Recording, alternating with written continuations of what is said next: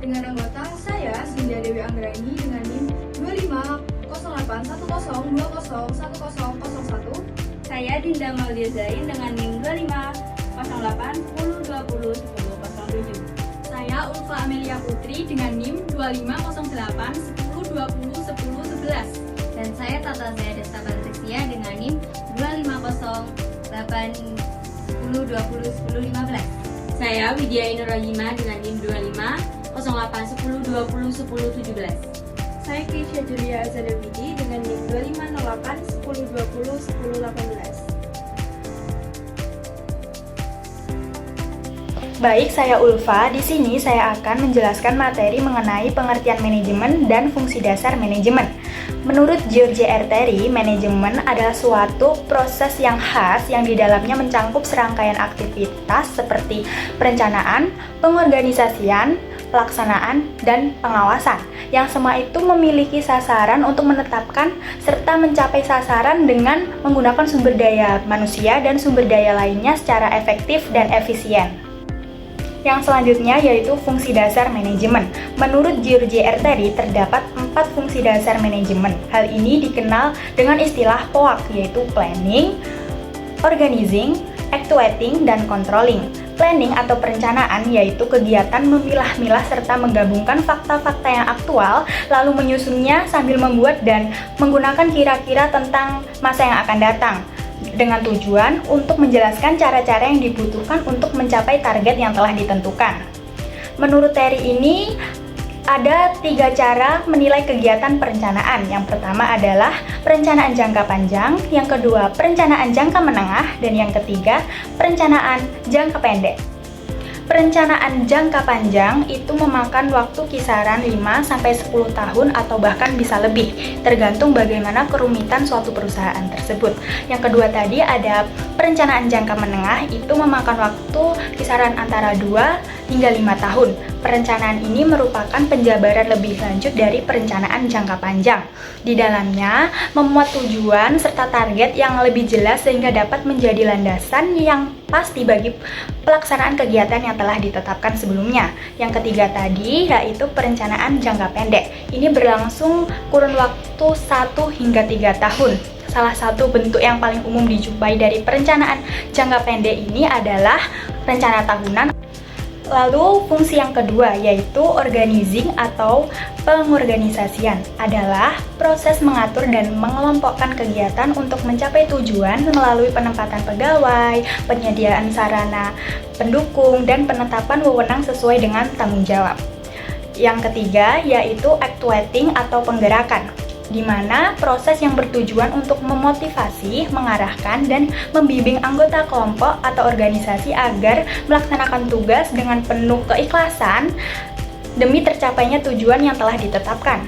Fungsi penggerak dalam istilah lainnya yaitu motivating atau membangkitkan motivasi, directing atau memberikan arah, influencing atau memengaruhi, dan commanding memberi perintah. Fungsi yang terakhir yaitu fungsi controlling atau pengawasan. Ini merupakan kegiatan menetapkan target, memeriksa jalannya pelaksanaan, mengevaluasi hasil, serta melakukan penyesuaian bila diperlukan agar tetap sejalan dengan standar yang telah ditetapkan sebelumnya. Proses pengawasan ini meliputi 3 tahap utama. Yang pertama ada mengukur hasil, yaitu untuk mengetahui jumlah dan kapasitas secara tepat. Yang kedua ada membandingkan hasil dengan standar guna menilai kesesuaian dengan target serta menentukan solusi bila ada perbedaan. Dan yang ketiga yaitu melakukan perbaikan melalui langkah korektif agar hasil sesuai dengan yang diharapkan. Selanjutnya, saya Sindia. Di sini saya akan menjelaskan mengenai metode ilmiah dalam manajemen. Metode ilmiah dalam manajemen sendiri merupakan sebuah metode yang digunakan untuk menganalisis dan juga menyederhanakan tugas-tugas ataupun masalah yang ada dalam sebuah perusahaan maupun organisasi. Metode ilmiah dalam manajemen sendiri ada 6. Yang pertama yaitu menyadari adanya masalah.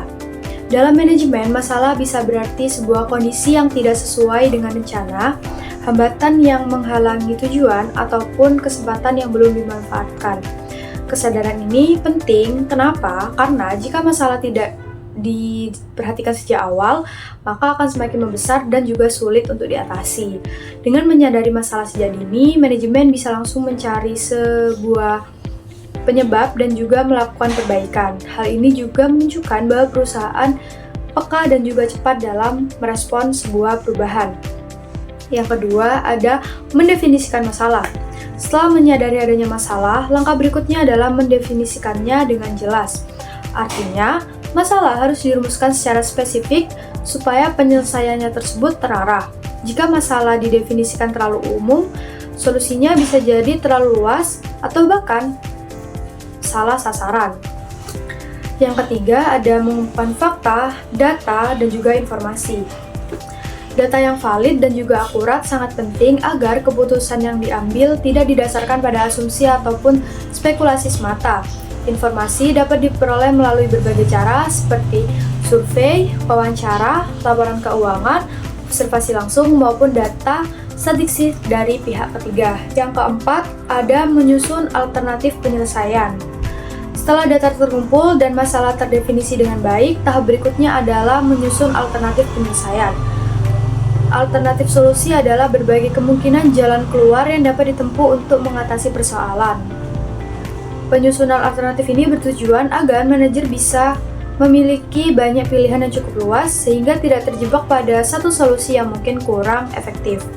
Alternatif juga membantu organisasi mempertimbangkan berbagai sudut pandang dan juga berbagai hal-hal yang mungkin terjadi ke depannya jika mengambil alternatif penyelesaian tersebut. Yang kelima, ada mengambil keputusan dengan memilih salah satu alternatif. Dari berbagai alternatif yang tersedia, manajer harus bisa memilih satu yang dianggap paling sesuai dengan kondisi sebuah perusahaan. Keputusan tidak boleh diambil secara tergesa-gesa, melainkan harus melalui pertimbangan yang matang terhadap kelebihan maupun kelemahan dari masing-masing alternatif. Yang kelima, ada mengambil keputusan dengan memilih salah satu alternatif. Dari berbagai alternatif yang tersedia, manajer harus bisa memilih satu yang dianggap paling sesuai dengan kondisi sebuah perusahaan.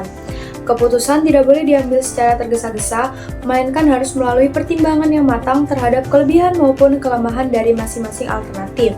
Dan yang terakhir atau yang keenam yaitu melaksanakan keputusan beserta tindak lanjutnya.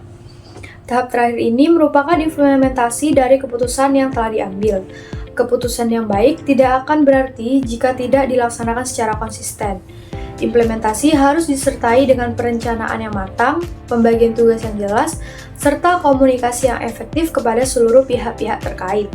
Selain pelaksanaan, tahap ini juga mencakup tindak lanjut berupa pengawasan dan evaluasi. Jenjang manajemen. Jenjang manajemen terbagi menjadi 3. Yang pertama, manajemen tertinggi atau puncak. Yang kedua, manajemen menengah. Dan yang ketiga, manajemen tingkat pertama. Ketiga jenjang manajemen ini biasa disebut dengan hierarki manajerial. Langsung saja, manajemen puncak atau Chief Executive Officer yang biasa disebut dengan CEO merupakan tingkatan manajemen tertinggi dalam organisasi yang bertanggung jawab penuh atas keseluruhan jalannya perusahaan. Contoh jabatan dari manajemen tertinggi ini yaitu Direktur Utama, Chief Executive Officer atau CEO, Presiden Direktur, dan Dewan Komisaris.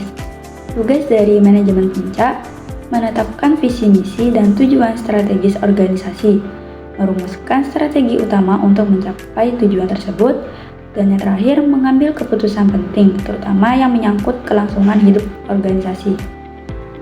Yang kedua, manajemen menengah. Manajemen menengah adalah tingkatan manajemen yang berada di antara manajemen puncak dan manajemen tingkat pertama. Contoh jabatan dari manajemen menengah yaitu kepala divisi, kepala departemen, manajer cabang, dan manajer publik. Tugas dari manajemen menengah ini yaitu mentransfer rencana-rencana misi dan tujuan yang dibuat oleh manajemen puncak ke dalam program-program yang lebih spesifik, serta bertanggung jawab terhadap kinerja para mandor atau supervisi dalam pencapaian tugas tersebut. Yang ketiga, manajemen tingkat pertama. Manajemen tingkat pertama adalah tingkatan manajemen yang berada di level terbawah dalam hierarki manajemen, tetapi tetap memiliki peran penting karena berhubungan langsung dengan para pekerja operasional. Contoh jabatan dari manajemen tingkat pertama ini yaitu supervisor, kepala seksi, mandor, dan koordinator lapangan.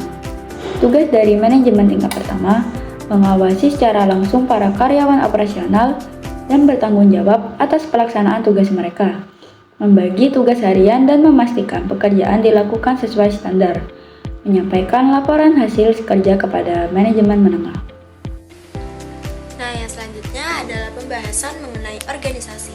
Jadi, organisasi perusahaan merupakan sistem yang mengatur pembagian tugas, peran, serta tanggung jawab antar setiap individunya sesuai dengan posisinya masing-masing. Lalu ada 3 faktor utama dalam organisasi, yaitu adanya sekelompok orang di organisasi tersebut, lalu adanya hubungan dan pembagian kerja di antara anggota. Jadi, sehingga tugasnya ini dapat terstruktur dan efisien. Lalu yang terakhir adanya tujuan yang ingin dicapai dari organisasi tersebut. Nah, pembahasan selanjutnya adalah tujuan.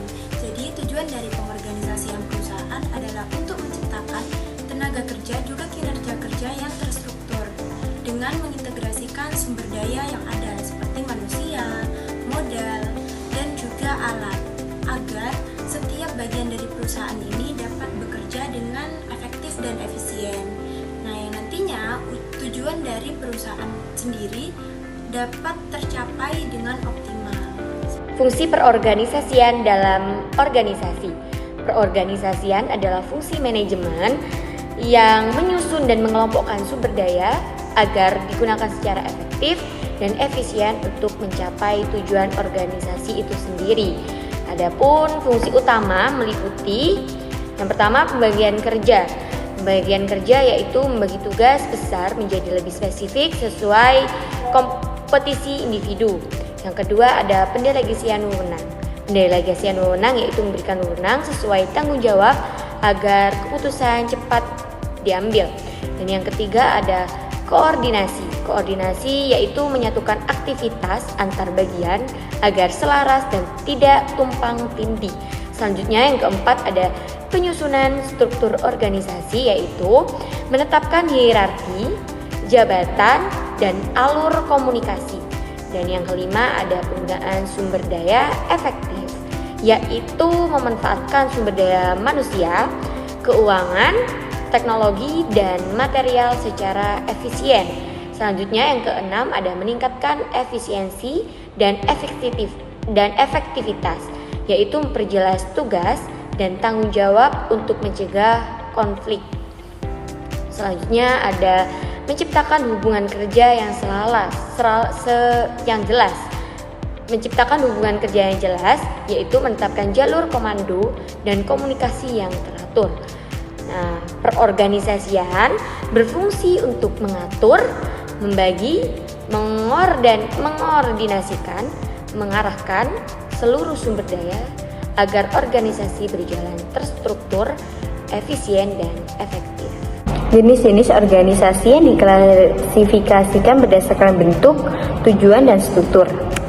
Yang pertama yaitu berdasarkan bentuk ada organisasi formal adalah organisasi yang dibentuk secara resmi dengan adanya aturan, struktur, dan pembagian wewenang yang jelas. Contoh lembaganya itu adalah lembaga pendidikan seperti sekolah, universitas, perusahaan besar itu seperti PT Pertamina atau PT Telkom Indonesia. Dan ada juga organisasi informal terbentuk secara alamiah akibat adanya interaksi sosial, hubungan pertemanan atau kepentingan yang sama seperti individu. Contohnya seperti kelompok belajar antar teman kelas, komunikasi futsal, kelompok arisan, atau kelompok pencinta kopi. Dan yang kedua yaitu berdasarkan tujuan. Ada organisasi profit adalah organisasi yang didirikan dengan tujuan utama memperoleh keuntungan secara finansial.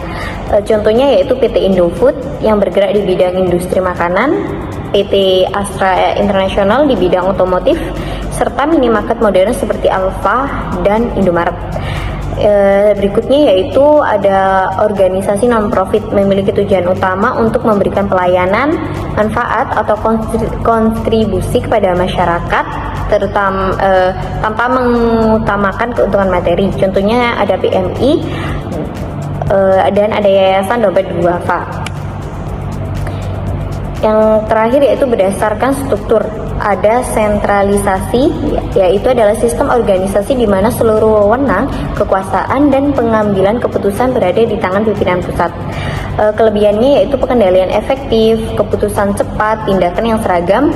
Kelemahannya yaitu beban pimpinan berat, info lambat, pertanggungjawaban kurang jelas. Contohnya yaitu ada TNI dan kepolisian. Dan yang terakhir yaitu desentralisasi. Desentralisasi adalah sistem organisasi di mana wewenang pengambilan keputusan dibagi ke beberapa tingkatan manajemen atau unit organisasi. Dengan demikian, pimpinan pusat tidak harus menangani semua urusan. Kelebihannya yaitu